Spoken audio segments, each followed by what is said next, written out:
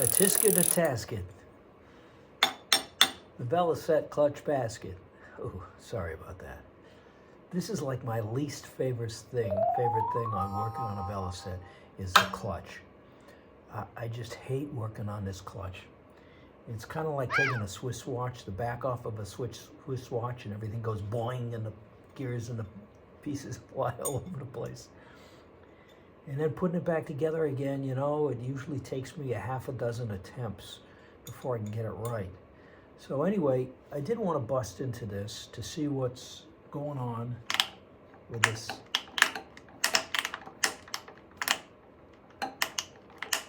With the noises that it's making. Anyway, see if I can figure out what's going on, and you know, I'm liable to have to order some clutch parts. So, you know, this, I'm shooting this little piece the end of October, but it's liable to be a good time in the distance before I actually finish up on this examination of the noises coming out of the clutch. Here we have the clutch disassembled with its 1, 2, 3, 4, 5, 6, 7 components. And actually, everything looks pretty nice in here. There's plenty of meat left on the little asbestos clutch pads. So I'm not finding anything here that gives me any great concern.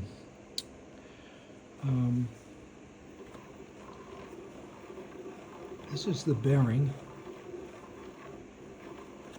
Perhaps it's a little noisy. I don't know. Doesn't really seem to have any great looseness to it, though, because the noise I was getting was like a really raunchy scraping grinding. I think by now you're probably getting an idea as to why I was not in a hurry to take the clutch apart. There is certainly a lot of bits and pieces and things that can go wrong. But I think the noise all comes down to this bearing.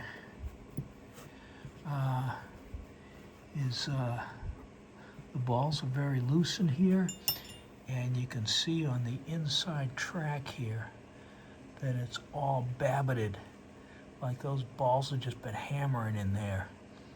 So everything is loose and clunking around, and I think that's what's giving me the noise. This piece had already been flipped over, and the other side of it used to be up against the bearing, because this side is all channeled already. So what I'm looking for is a new one of these, a new bearing assembly here. Now, going through my inventory of parts, it looks like I do have some clutch throw-out bearing assemblies, a couple of variations on the theme, as and it looks like I even got one of these buggers. Is that the right guy? That looks like the right guy. Okay, so I may have most of the parts that I need here in stock. Oh, nice! I even got a new keeper and a couple of clutch pins, but I think the ones I have are okay. All right, so it looks like all I'm going to need is this new keeper piece here. I could probably make one of those up out of some wire. Anyway, it looks like I might have the parts that I need in stock to put this all back together again. Kind of a squish spring there, but I can probably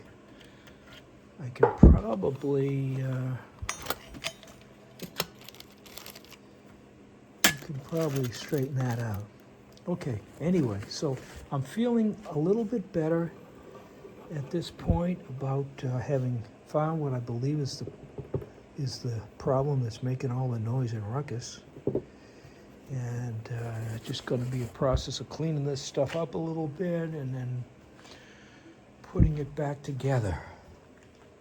You know, it's amazing. It only takes a couple hours to take it all apart, but it can take a couple of years to put it back together again. Okay, there you can see what's called the thrust race bearing set. 3 pieces. These are the ones that were in the bike.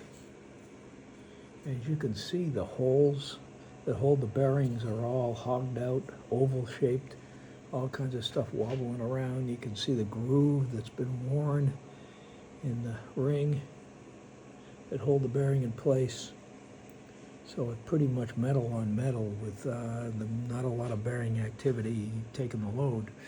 All right, this is the new set that I had on the shelf. Cleaned them up, and they're looking pretty good. And we'll put those in to replace the clutch thrust bearing set, which I believe is what was making all of that terrible, nasty noise. So now the challenge is to put the clutch basket together, and you got to get everything in the right order. And the plates have to be facing in the right direction. Sometimes the ears face out, sometimes the ears face in. So you got to get that all together, and then you create a package to install. And the problem is, in the process of installing it, you shift one of these a little bit and the whole package comes out of alignment. So what I do is I put it all together with rubber bands, and you know, that usually helps me get it into place. And then once I've got it into place where the plates are not going to misalign, I can snip the rubber bands and pull them out of there. So it's 4:30 on Friday. You know, they usually let me punch out at 4 o'clock on Fridays, but I kind of worked a couple of minutes extra because, well, I had an extremely productive day today. Took the clutch out of the Velocette to figure out what the noise was that I was hearing, and I found that there was a bad bearing. It was kind of chewing itself up, and I was able to replace the parts that I needed with parts that I happen to have on the shelf in stock here. And it's always a challenge putting a Velocette clutch together, but I got it put back together. Now I haven't adjusted it yet, but it's all back together. I got the primary chain back in. All that I have left to do is put the rear chain on and do the clutch adjustment. So anyway, I feel pretty good. You know, it's kind of like a record-breaking achievement for me to be able to dismantle and reassemble a Velocette clutch in the same day. But I guess, you know, if you do enough of these, you get so you actually almost know what you're doing, and things go a little bit smoother when you've done 3, 4, 5, 6 of these things. So I just wanted to give you another update and let you know. And we'll test it out tomorrow. Okay, it's the next morning, and I guess, moment of truth, I put the drive chain on and finished up on the last couple of things, and got the clutch adjusted, and now we will start her up and find out whether or not we've solved the crazy noise problem coming out of that clutch basket. Keep your fingers crossed.